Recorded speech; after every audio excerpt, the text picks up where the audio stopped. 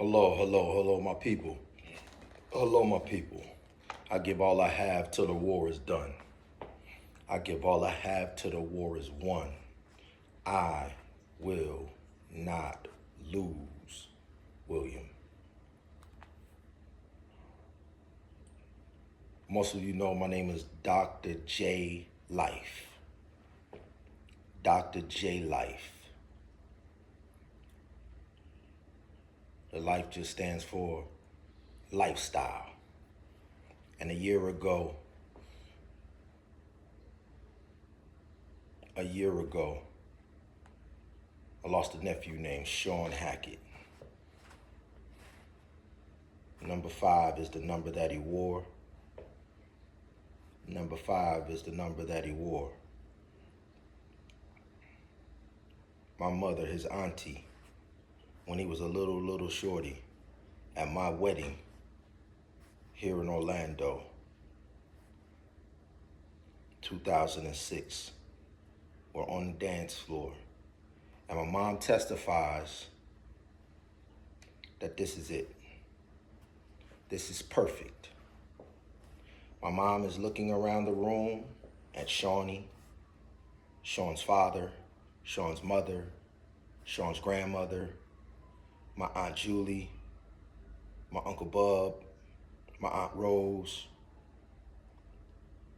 Stan, Bouvier, Treat, Dave. And what my mom was simply saying, the bedrock of this family is marriages.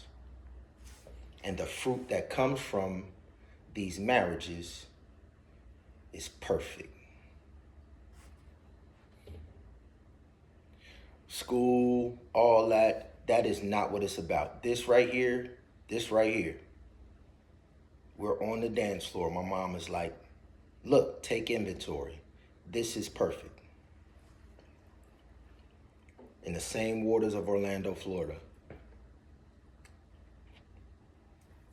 3 years later, we start a Lifesaver program, a Lifesaver Academy, a Lifesaver University. The same family was on vacation in Orlando during the time of that launch, 2009. I'll never forget it. 2009, I'm running a 6-week summer camp with my kids in it, and then their cousins, little Shawnee, little Bill, Marquise. They had the whole crew. Shay was down, already living here with the whole crew. Mike, Montia, Malik, whole crew.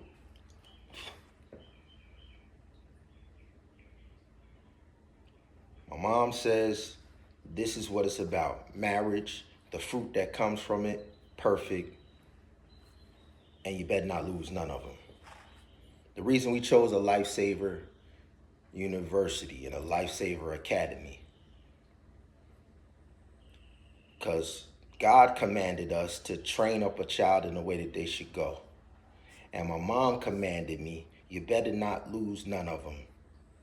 You better figure out how to save these lives. Because if God commanded us to train them, you better not lose them.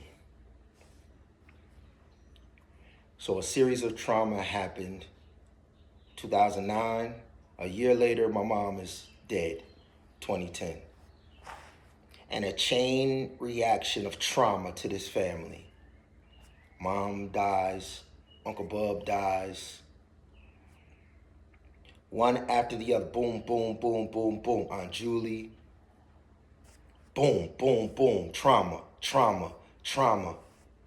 Spiritual vacuums, spiritual cornerstones.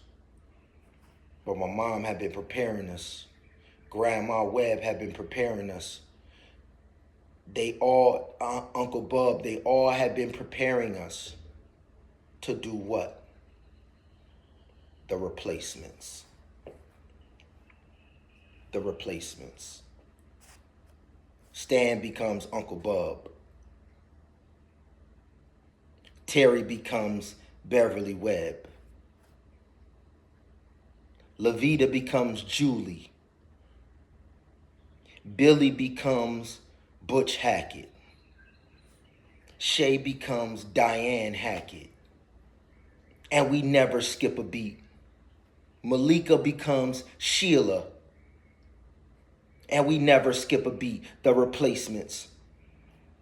But if you're not building your house on a rock, if you're not training, then you'll be tossed to and fro by every whim of doctrine.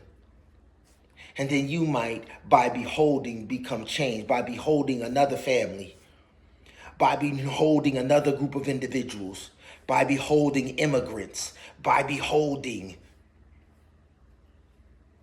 British loyalists who want to take the new world for the old world that died in the Black bubonic plague. The British and the French and the German loyalists who are loyal to a dead Eastern world and have come and tried to stake claims in a so-called new world. It's not a new world. That's blasphemy. When your nation has died, your nation has died. Nobody can raise the dead except God. Can't be a New England because old England died. Nobody can raise the dead. That's blasphemy. There is no New England. There is no New York. Old York died.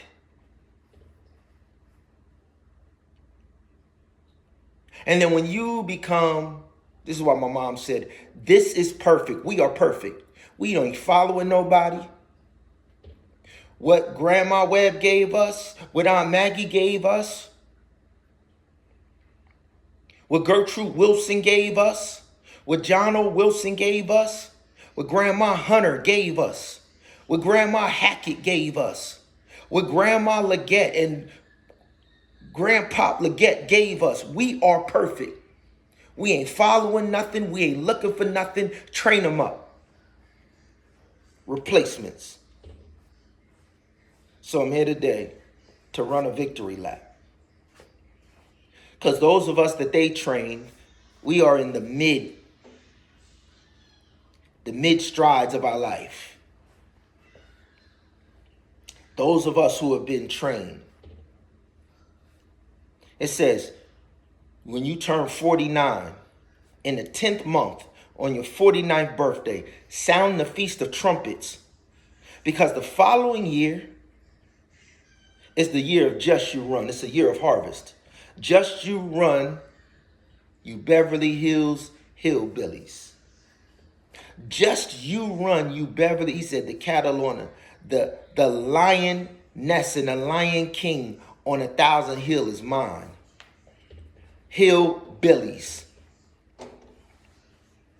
The hill climbing in the I am that I am, the will of I am. A hillbilly just means the people in the will of I am. That's what Billy means. Hillbilly means the will of I am. Thy will be done on earth as it is in heaven. Hillbilly. I am that I am, the will of I am. Just You Run is the upright one, name of God. The God of the harvest. The God of, well done, my good and faithful servant. The God of the oil, the olive oil, and the God of the wine, the wedding feast wine. Just You Run, the upright one. Beverly Hills hillbilly. The year of Just You Run, the upright one, the Beverly Hills hillbilly. The age of 50, that's what that year is. All in our family is full of the Beverly Hills hillbillies. And it says when you turn 50, Leviticus 23, Michael Jordan Downs. Michael, I will open up the windows of heaven and pour you out a blessing. Rain. Michael Jordan Downs. All right, so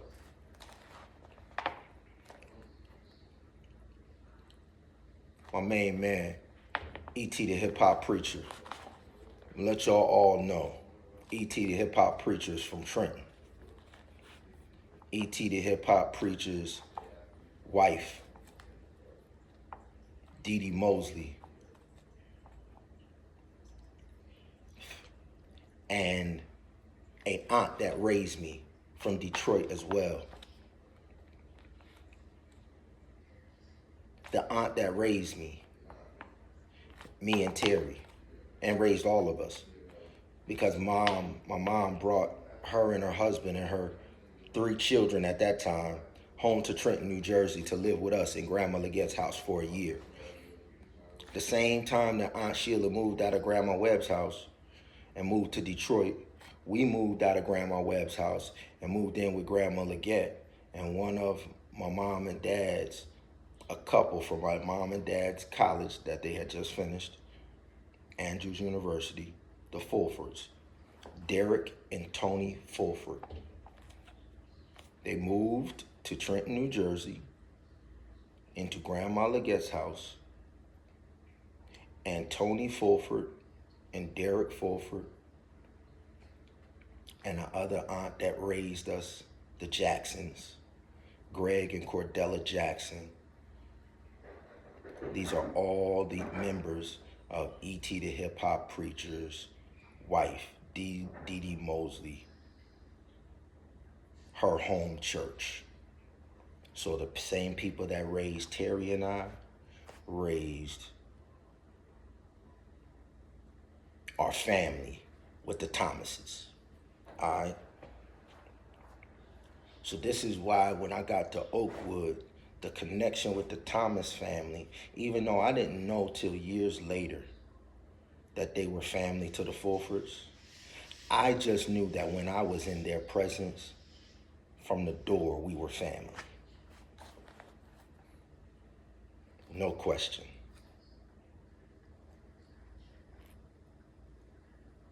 And when Dee Dee and E.T., the thing they did for young couples in a relationship was they opened their home to other couples who was in relationships. Dee Dee and E.T. believe in putting in reps. That's what my whole background is. Uncle Butch, Aunt Diane, my mom.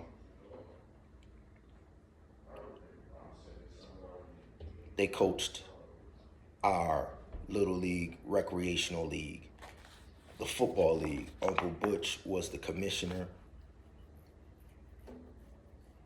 And the reason I say Aunt Diane and my mom coached is because I was on a team on another side of the neighborhood because my grandmother's address, I had moved out.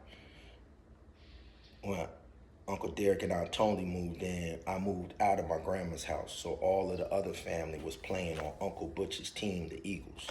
But I moved out to Grandma Legette's house. So when I registered with Grandma Legette's address, it put me on another team. I call them the Thoroughbreds. I call them the Thoroughbreds because that's what I made them. They called themselves something else.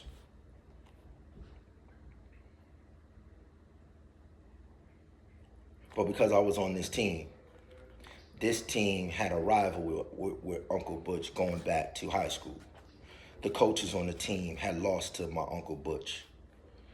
My Uncle Butch was the star player in all of, he had earned the right to be the commissioner because nobody in the area could deal with him in football.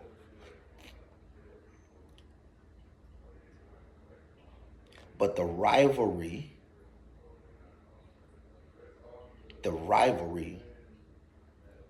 was cloaking and masking a spirit of hatred, jealousy, bigotry, racism, All of that. The coaches on this team downright hated my Uncle Butch. Downright hated him. And unfortunately, in 1967, when my Uncle Butch and my Aunt Diane were seniors, the racism was so thick in our neighborhood, Trenton, New Jersey, that they would not allow Aunt Diane or any women of color to be the face of the cheerleaders. This is the type of racism that they had going on in Trenton, New Jersey. Now, they're not better than us. Clearly, we already proved that Uncle Butch was the best, so it's not about, but for some reason, these individuals have always felt entitled because of a narrative that has been told. Even though it's a false narrative, these people have always believed these false narratives, and they can't help but bring it into every phase of their life. So they see a little, what they think is a little black kid that lives in the suburbs, and they like, oh, we got one now. We gonna use him to dethrone those eagles over there, not knowing that that's my uncle and that's my peoples. And they literally would say stuff like, oh yeah, we gonna put him on the line, because all of their sons are scared. All of their little sons and their little nephews are scared. None of them want to do the dirty work, the physical work. Football is mano y mano. It's a full contact. And their sons are scared. Like they were scared of my Uncle Butch. So now they want to use me as the crash test dummy. They want to throw me on the line of scrimmage on offense and defense. They give me a number 97. You give people who you gonna make block all the time, you get them high numbers. My first year, the first number they gave me was 97. So my mom and my Aunt Diane began coaching me.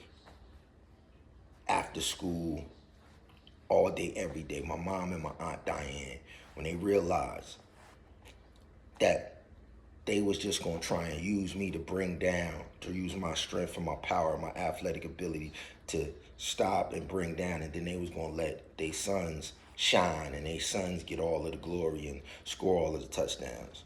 My Aunt Diane and my mom.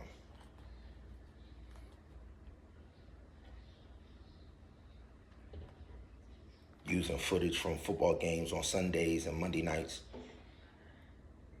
Then going outside. When Uncle Butch take the Eagles outside, my mom would come outside and set up the cones.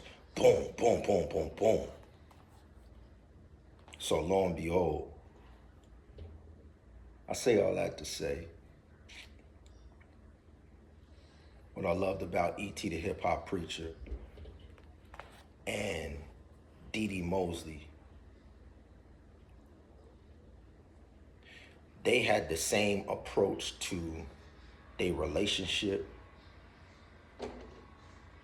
that my mom and them had to coaching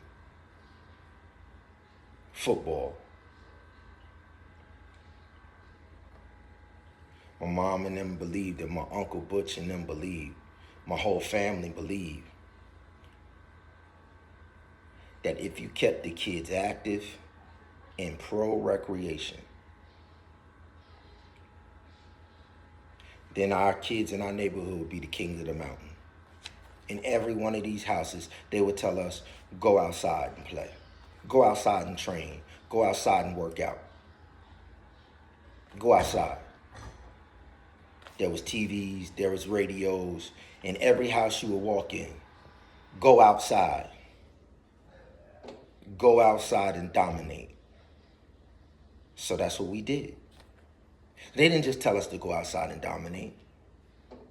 They systematically controlled the community recreational center and all of the programming year round, the summer camps, the indoor basketball leagues, the everything.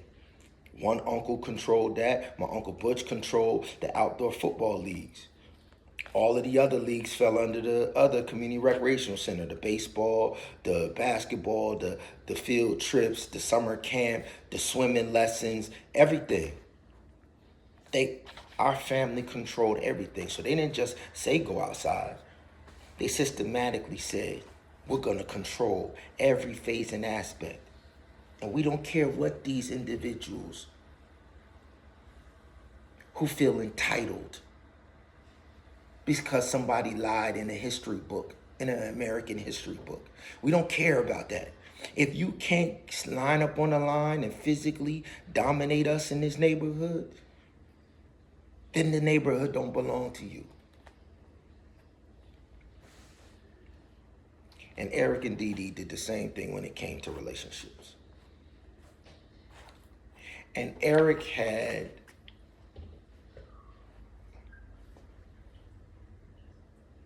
a principle that my mom and my Aunt Diane had.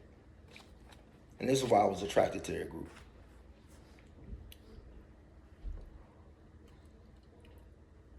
The principle is called How to Train a Seer. How to Train a Seer. There's a parable in the Word, I think it's in Matthew, and it's the parable about the sower, the good sower. And the Son of God is in a boat with the disciples. And all of the people are on the banks.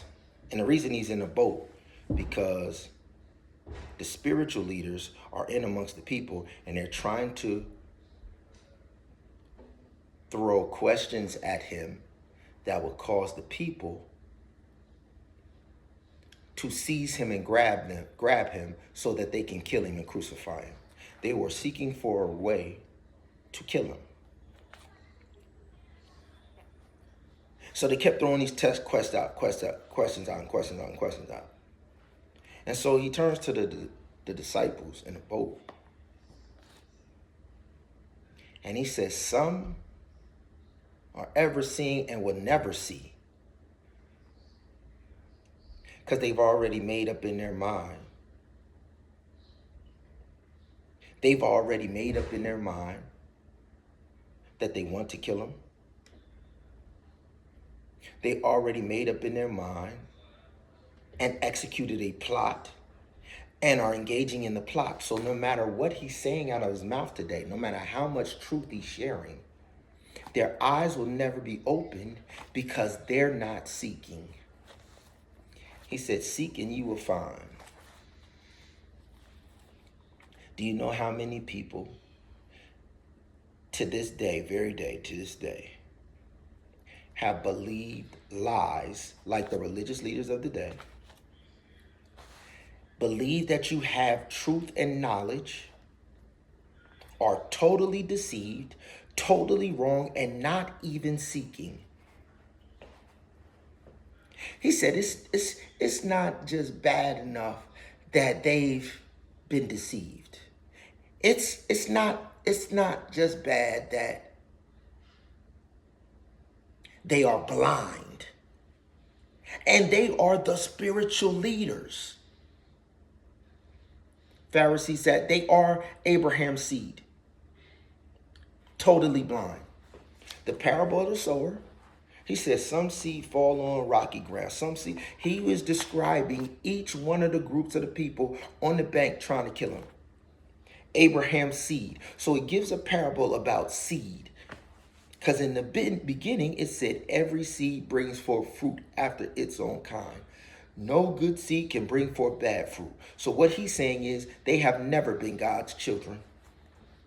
Because if you were God's children, you will always bring forth good fruit. God's children will always have the desire of God in their heart, and they will always choose to be faithful servants of God. This is what he's saying. So if individuals end up following the enemy of God, that is because all their life they've been choosing not to see what God is trying to reveal to them. They've chosen to be blind. They've chosen to go through empty rituals. A tradition is an empty ritual. He said, cursed is a man that leans on the arm of tradition. When you get up and you just go through, you got a morning devotional. And every morning you get up and for 15 minutes, you open up a book. And God said, you gotta study to show yourself approved unto God. Line upon line, principle upon principle. Y'all think the same old 15 minutes. Fit us 15 minutes in the morning. Blind. He says, study until you get the approval from God. The approval might not come today in 15 minutes. The approval might not come in 2 hours. He says, study to show yourself approved unto God. A workman rightly dividing the word of truth. And then he told you how to do it. He said, because they divided it and conquered. They divided the word and conquered. They added to it, they took away, and you don't even know what they added to it, and you don't even know what they took away from it. And if you studied, you would know, you would see. And if you lack the wisdom to be able to see, he said, he that lacks wisdom, let him ask God. Goes back to seeking. See, when you lie to yourself and let yourself be told that you know the truth, and then you get in your comfort zone in your ritual, you have just gotten trapped in Walt Disney's A Bug Life. In the Word of God, it talks about the Walt Disney bugs: grasshopper, locust, fleas, and crabs. Grasshopper, locust, fleas, crabs. The last two are both connected to sexual abomination and the Black Plague and the Black Death. Fleas, the bubonic plague. The fleas from the rats jumped off of the rats. The fleas and the lice jumped onto the people and would bite the people and all that and infect them in their blood with the same blood from the rat that was infected with the bubonic plague. Bugs, dirty, filth, unclean.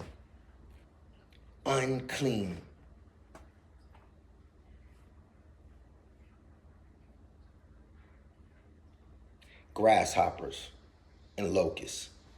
Grasshoppers, the children of Israel said, we are like grasshoppers to the people of the Canaan land.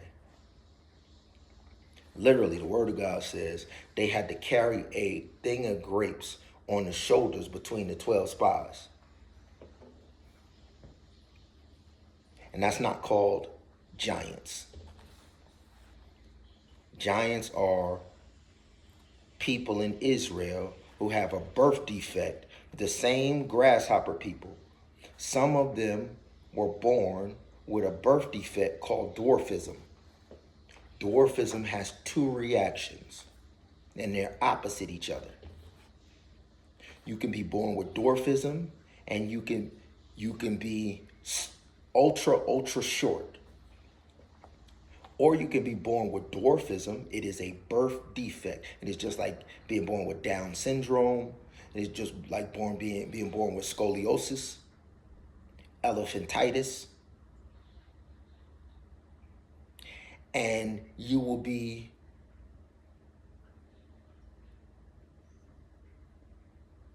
in the top percentile of those with height among your family group. That is what a giant is. A giant is a grasshopper dwarf. That's what a giant is. That's what the Philistines were. Grasshopper dwarfs. So it says 9 cubits or 9 feet tall. That's not really tall. That's not a giant. Andre the Giant is like, what, 7 feet, 8 feet tall? That's not a giant. That's a dwarf. And they have Danny DeVito, who is a dwarf too. They're both dwarfs, coming from the same line of people. It's nothing special about giants. And all they do is call the giants Nephilim to make you think that they have some knowledge. That, listen, the Philistines, Goliath, and the Canaanites had the same birth defects that Israel did because they was engaging in the same abominable lifestyles.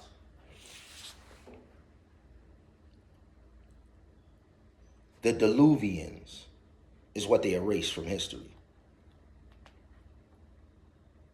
The women who were 100 feet tall, created in the image of the bride in heaven. And men who are 90 feet tall.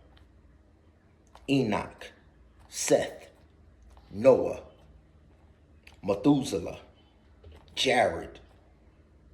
The men that walked with God lived 360 years plus. Men and women that walked with God on earth for 2,000 years, righteous, perfect, having children, marrying, having weddings, having many sons and daughters, Genesis chapter 5. From the time Seth was born, Genesis 4:25, to the time Noah builds the ark. These men and women, 100 feet tall, 90 feet tall, they're called the women, the Mrs. Renown and Mr. Renown. If you wanted to have a supernatural bodybuilding competition, this is it. Let's get in the beginning. Single eye image. Fit. This is a challenge. Let's get Mrs. Renown and Mr. Renown. Mrs. Renown, first and last Eve. Mrs. Renown, just be first and last Eve. Mr. Renown, just be first and last Adam. Let's get in the beginning. Mrs. Renown and Mr. Renown. Single eye image. Fit. 90-day hate, waste, fast challenge. The reason God put a cap on people's life for 120 years and their cap on their height to where they were grasshopper people. And the reason God is because that other family line of Cain were violating all of God's commandments and laws. So then diseases, birth defects, sexually transmitted diseases, dwarfism, ailments, leprosy, herpes, AIDS, barren wombs, impotent men. These are all the results of living abominable lifestyles. Okay? And then they tried to sell you that these people, the Phoenicians, the Canaanites, the Hebrews, the Israelites, the Babylonians, the Egyptians, the Persians, the Greeks, the Romans, these are all the people today that they now have tried to resurrect these lives under England, France, Germany, Washington, D.C. Then they try to do it state by state. Texas, New Orleans. We're going to do New Orleans. We're going to do California, the city of the fallen angels. We're going to make these shrines to these gods, Chicago, St. Louis, San Francisco. And we're going to sacrifice people to the gods of Baal, just like Babylon and Egypt did. We're going to bring the same statues and the same idols of Baal, and we're going to resurrect Baal worship on the state level. And we're going to have a governor to govern this. And just like the children of Israel, when y'all get led astray, we're going to be able to enslave y'all. We're going to be able to come and take your bread and your finances. And that's what this is, the Matrix.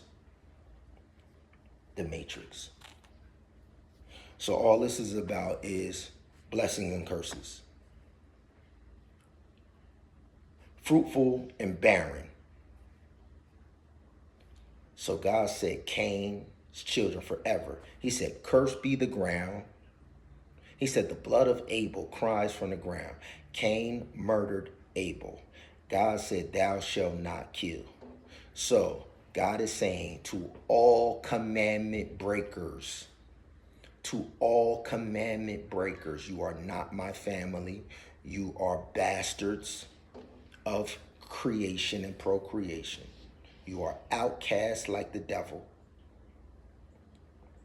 And you belong to his family. I turn you over to the devil that are outcast.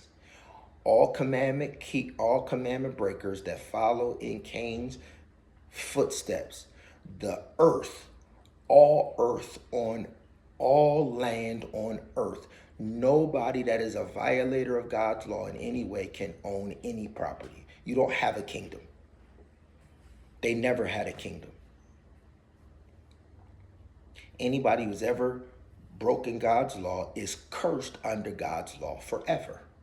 You cannot own anything unless you heal the land, unless you cleanse your sanctuary and heal the land. And they don't even know how to do it. What they said was, instead of us trying to get right with God, our one tactic of war would to be make sure that God's children will also defile themselves like us. Because then we could put pin in a hierarchy. And if we're the kings of defilement, then they will be our slaves. So it is a battle to defile. Defilement. That's it. The Matrix. So I'm going to teach you a skill and a principle that was taught to me. It's called how to train a seer. How to develop the ability to be a seer. What's a seer?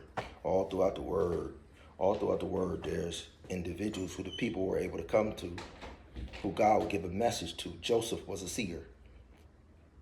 Joseph saw there was going to be 7 years of plenty when he saw 7 cows, 7 fat, beautiful cows in Egypt.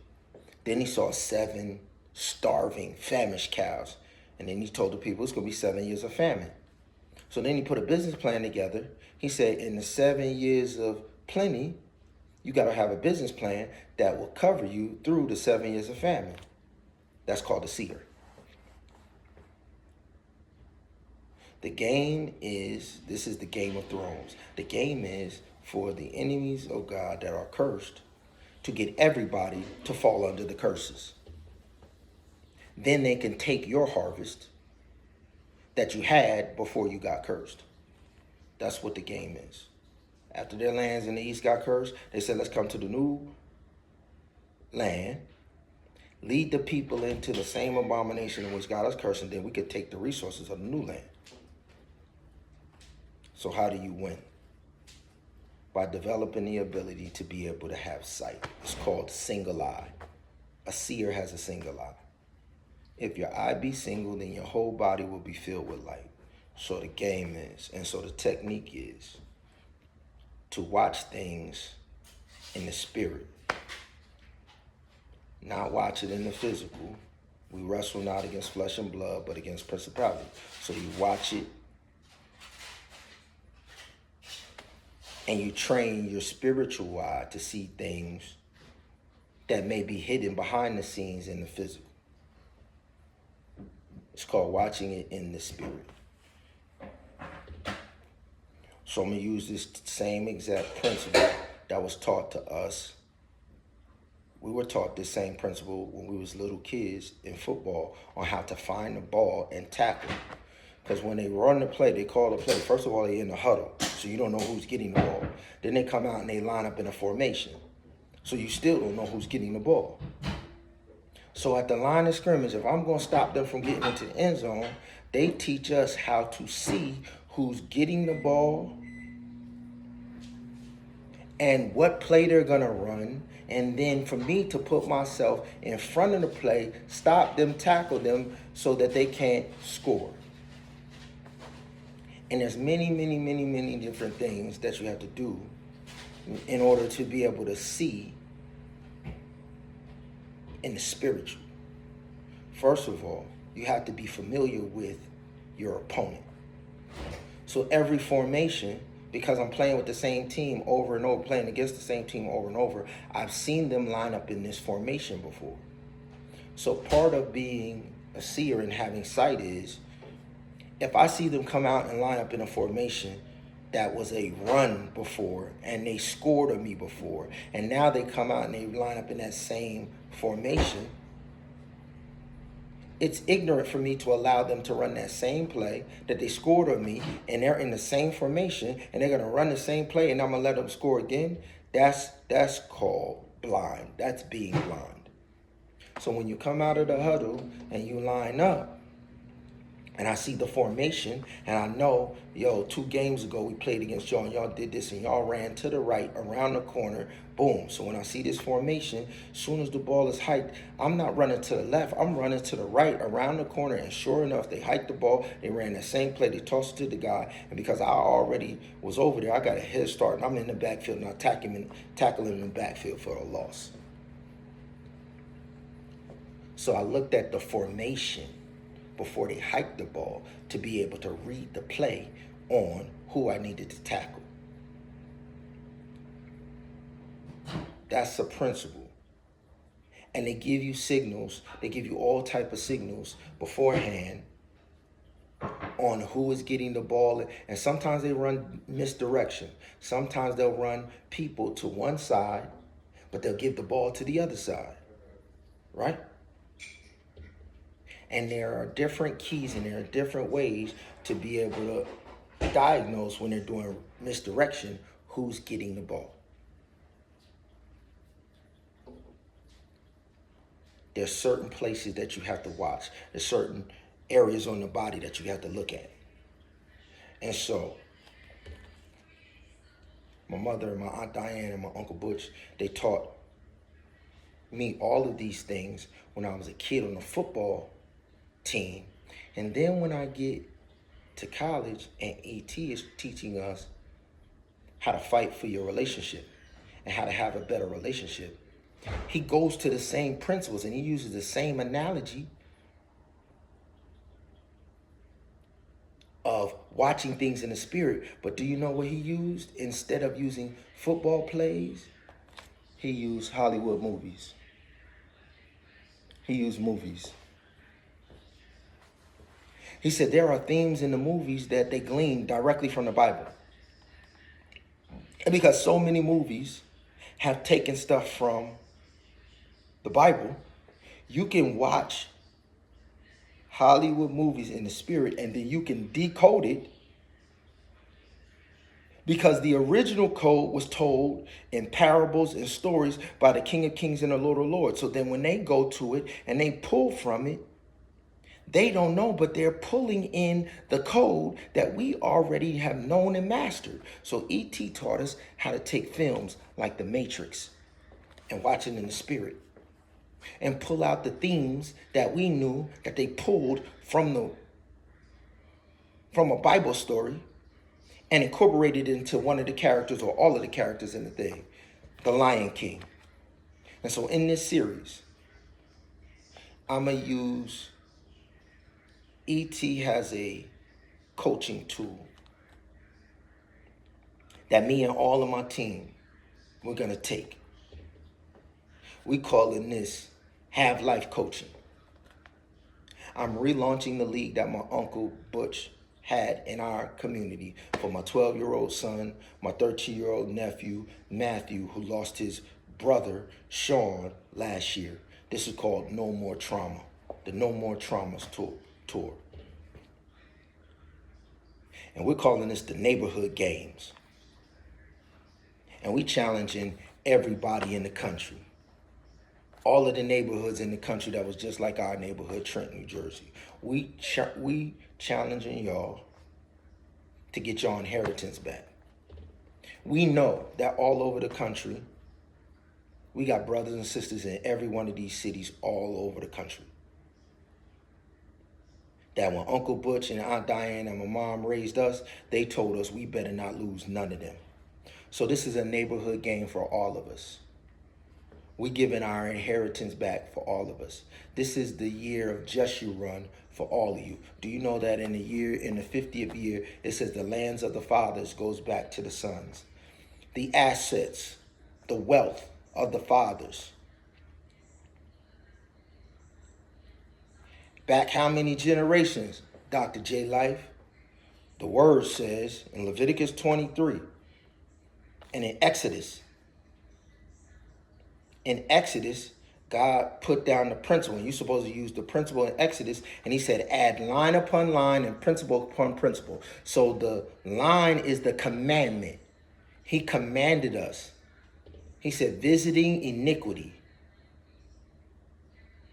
Visiting the iniquities of the fathers of the children to the third and fourth generation of them that hate me.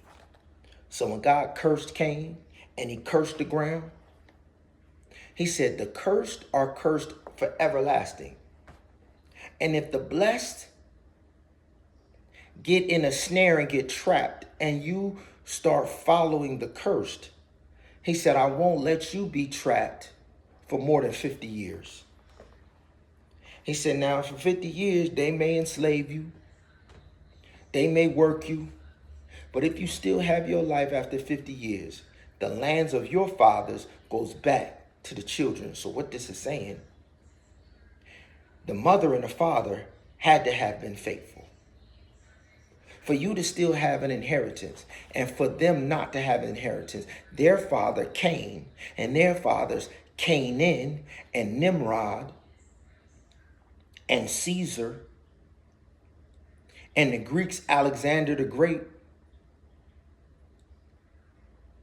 their fathers were cursed, so they don't have no lands. But there are generation after generation that has been faithful unto God. And when the faithful parents, their children go astray, God said the children can only be enslaved. The children can't even be enslaved. God has never authorized slavery. He said they can serve.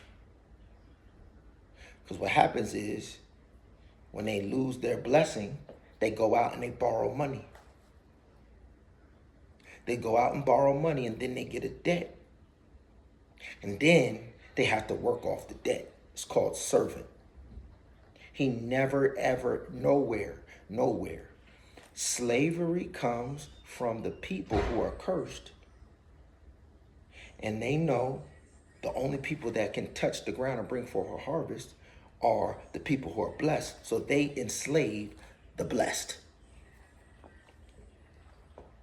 So we're going to do a series and we're going to teach y'all these principles of how to look at the movies and watch it in the spirit.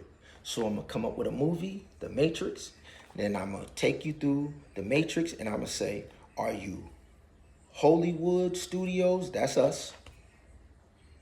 Or are you Hollywood? Are you Hollywood stars or are you Hollywood stars? And then I'm going to show you in the word, the original Hollywood stars. Bathsheba, Hollywood stars. Keturah, Abraham's wife after Sarah was cursed and died. Keturah. Had kingdom after kingdom after kingdom. Keturah, y'all don't even know nothing about her. Hollywood stars or Hollywood harlots. And we're going to pull out and we're going to go movie by movie. And we're going to show you the movies that they tapped into the Bible. I'll give you a great one. One Night with the King. The story of Queen Esther. And then they take a story or a principle or a biblical principle and then they pervert it and they distort it. And then they totally turn it all the way to glorify Babylon and hedonism and the 300. The movie The 300, same thing. And this thing is called Have Life Coaching.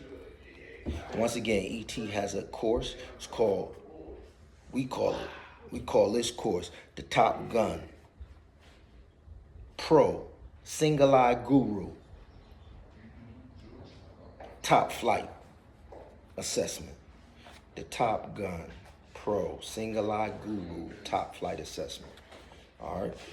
To take this course, to become a coach, to play on one of these teams, to get your inheritance back, to apply it in your relationship, to apply it in your finances, to apply it in your business.